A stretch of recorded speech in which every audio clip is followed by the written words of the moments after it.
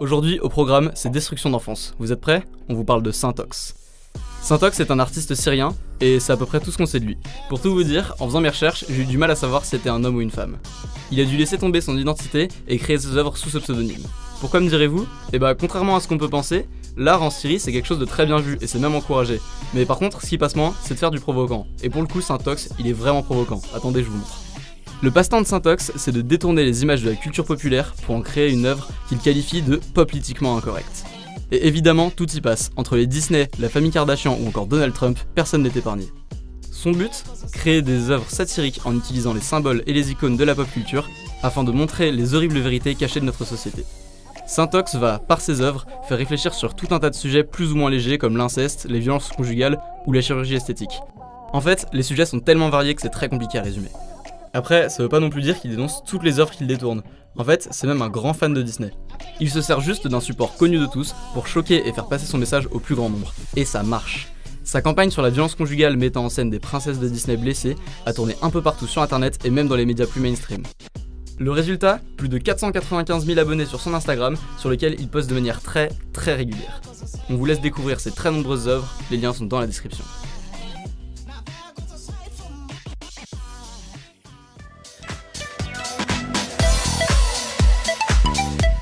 Ça a l'air cool, non ? Il s'agit du Mojiz. Mais c'est quoi le Mojiz ? C'est une nouvelle invention qui permet de transformer n'importe quel objet en instrument de musique. On le doit au français Bruno Zamborlin qui a développé Mojiz grâce à du financement participatif.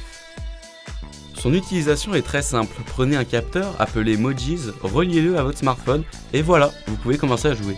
Vous pouvez fixer le Mojiz sur n'importe quelle surface, table, grillage, voiture et plein d'autres. Le son est alors différent suivant la surface, mais aussi selon votre manière de jouer. Vous pouvez tapoter, gratter, caresser. Vous pouvez choisir si vous voulez un son métallique, électronique ou autre. Vous êtes absolument libre. Donnez alors une nouvelle vie à votre table ou même votre peluche. Le résultat est jouissif, mais de nombreux artistes ne s'arrêtent pas là et réalisent de belles performances. Regardez plutôt ça.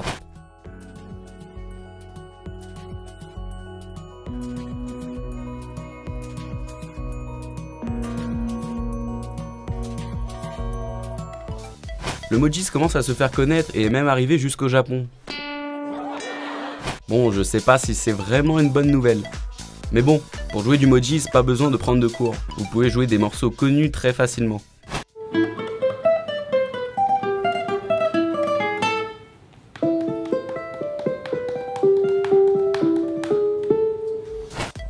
Le Mojiz c'est vraiment cool, mais il est probable que ce genre de situation vous arrive.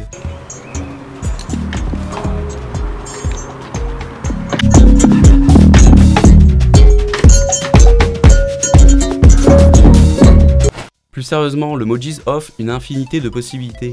On peut même mélanger différents arts. Danser sur la musique que vous êtes vous-même en train de jouer. Incroyable, non ?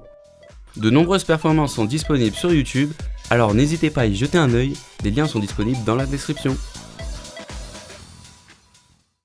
Que vous soyez fan ou non de Terminator, I'll be back.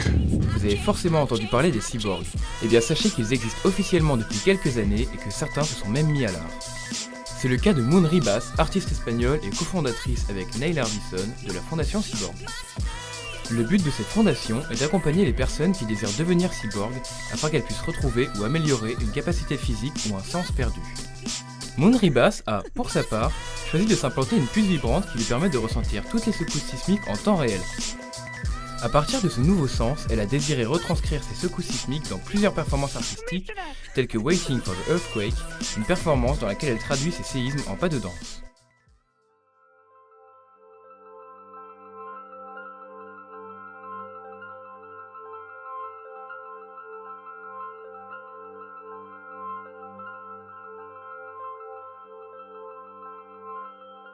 Sa performance, Percusión Sísmica, ¡ay caramba!, retranscrit avec une caisse claire tous les séismes qui ont eu lieu au Mexique depuis 1966. 1985.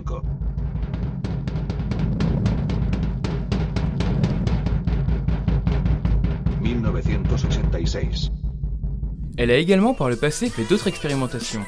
Aussi, il lui est paru normal de porter pendant 3 mois des lunettes kaléidoscopiques qui lui permettaient de ne distinguer que des formes et des couleurs abstraites. Bien entendu, si vous voulez en savoir plus, je vous mets tous les liens dans la description. et je vous fais des poutou-poutou de partout. Olé!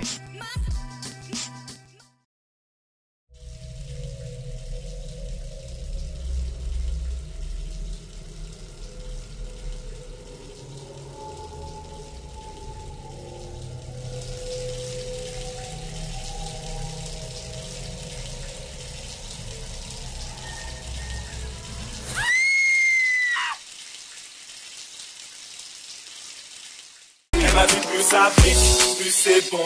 Ça pique, plus c'est bon. Elle m'a dit plus ça pique, plus c'est bon. Donc on fait monter la pression. Elle m'a dit plus